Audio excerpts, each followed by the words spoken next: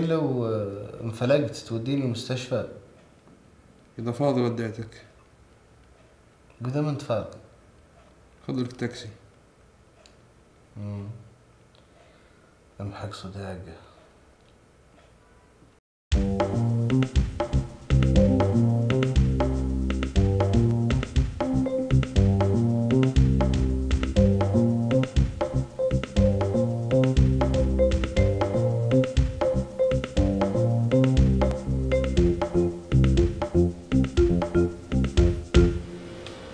حط المويه جنب البيبسي يا عبد الحفيظ.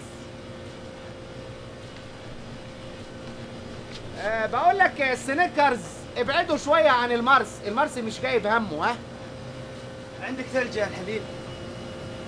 تلج؟ وبتقولها كده بالمفتشر؟ ناقص تقول لي ريد بول وليز. اتفضل يا استاذ اطلع بره. ولا كلمه. اتفضل يا استاذ اطلع بره. حول ولا قوه الا بالله. ربنا لا تؤاخذنا بما فعل السفهاء منا. حسبي الله ونعم الوكيل. نزل الزنانيب يا عبد الحفيظ، الحاج جاي. عندك ثلج يا الحبيب؟ ايش؟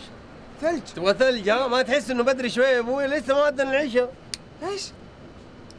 طيب اعزمني وانا اجيب الثلج ولازم منه يا ابوي. يا اخوي عندك ثلج عطني، ما عندك خليني امشي. لا يا ابوي ما عندنا ثلج، احنا ما نبيع لنانيين. امشي يا ناني. يا ناني قال ثلج قال. 3 ماجي و2 بيبسي. ايوه عندك ثلج يا ابو علي؟ ايش تقول؟ ثلج. دقيقة يا مدام.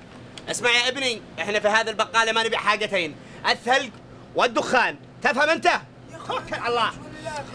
ايوه مدام. السلام عليكم. الاقيش عندك صرف 100 يا ابو. بتاع التلج. ايه بتاع الثلج. انت يا ابني ما بتفهمش. روح قول للي باعتينك ان البلد دي طاهرة وهتفضل طول عمرها طاهرة.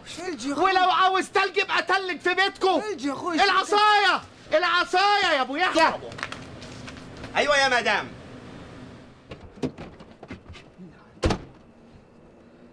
لقيت ثلج، ترى ذا ينزف اكثر واكثر يا اخي.